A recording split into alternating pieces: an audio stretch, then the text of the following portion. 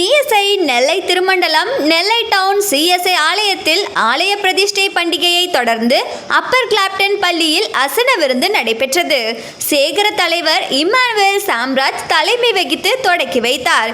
இதில் சபை ஊழியர் ஐலின் ஷாம், பெருமஞ்ச உறுப்பினர் பன்னீர்செல்வம், செயலாளர் சாம்வேல், சபை பொருளாளர் ஜான்சன், நிர்வாகிகள் இளம்பெரிதி ஜெபா, பாலன், சாம்வேல், பாஸ்கர், சாலமோன், சாம்வேல், ஜெபராஜ் மற்றும் சபை நிர்வாகிகள் பொறுப்பாளர்கள் கலந்து கொண்டனர்.